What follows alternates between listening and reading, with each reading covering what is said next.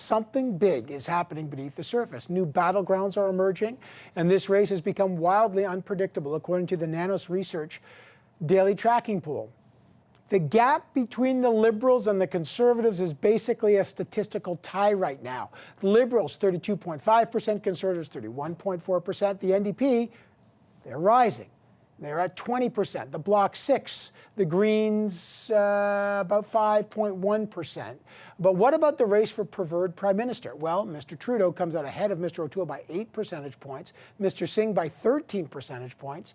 Even People's Party leader Max Bernier, who won't even be in the debates, ekes out ahead of the Bloc Québécois, and leader Yves-François Blanchet from the Bloc and the Green Party leader Annamie Paul round out the pack there. So is this a race for... Is this a totally wide open race? Nick Nanos, head of Nanos Research, joins us now. Well, Nick, what does this tell you? I mean, people say no one's paying attention, no one knows Erin O'Toole, but something's happening here. Why is this race tightening up? Well, I think it's tightening up because the fact of the matter is that the Liberals for the last 18 months have had a free ride in terms of coverage in the pandemic. The opposition party leaders and all of the parties were crowded out. Fast forward to the election, which is a reset. It put a spotlight on all of the different opposition parties and party leaders. And as a result, the value of the political brand value of the Liberals has kind of gone back to where it should be, which is around 33%. And what we have is kind of like an overpriced stock. It's now come down to earth, and it's much more competitive in terms of the ballot numbers at the national level. Yeah, so people talk about a vaccine booster shot. Politically, there has been no vaccine boost for Justin Trudeau. No, the only one that's whose numbers have moved, as you mentioned, is Erin O'Toole. His personal brand is up 6 points in the last 7 days. I think the first week of the campaign has put a spotlight on him. It looks like a lot of Canadians that were unsure or undecided or swing voters saw Erin O'Toole and liked what they saw. Now, there has to be a little bit of an asterisk on all of this because this game is about seats in the House of Commons. And even though the O'Toole brand is up, he still trails Justin Trudeau as preferred Prime Minister because Justin Trudeau is at 33%. But the killer number, Evan, is when you start to convert the ballot numbers into seats.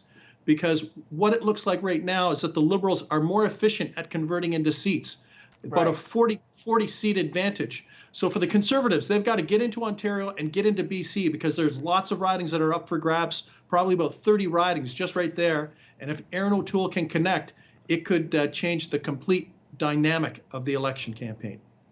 Yeah, and I want to just pause there so folks follow you. This is the key thing. If the war room's looking at that, voter efficiency is always the big issue for the Conservatives. Maybe the best illustration was Andrew Scheer in 2019 won the popular vote because they have just overwhelming, and they overpoll in places like Alberta, Saskatchewan, Manitoba. They just surge, but in vote-rich Ontario or Quebec or BC, totally different story. Is that the issue for Erin O'Toole? He's kind of reignited enthusiasm in the West, but he hasn't. Does he still have an enthusiasm gap in Ontario or BC, or are those numbers changing?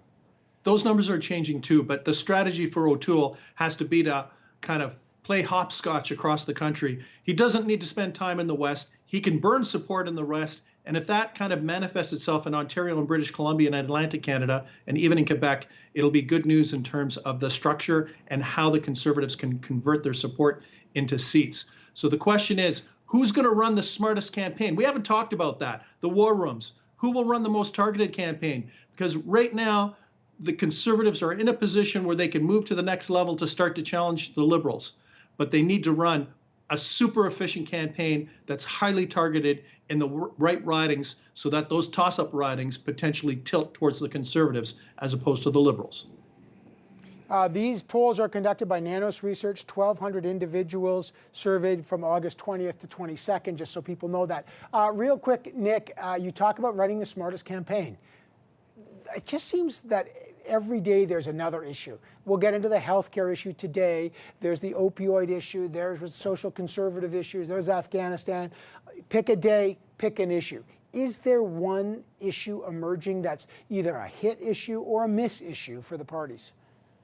Well, I think the one issue that cuts across everything is the calling of the election. The big question is, will that continue?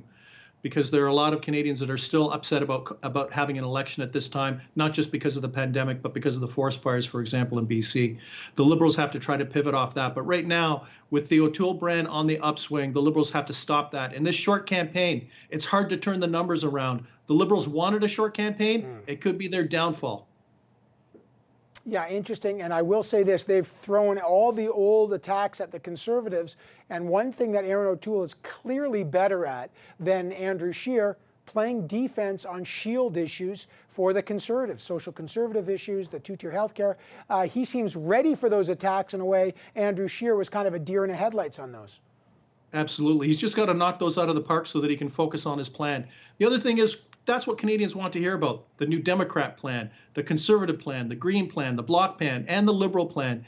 And the Liberals right now might be focusing too much time on trying to tear down the Conservatives and defending their record during the pandemic, as opposed to proposing a vision for the future.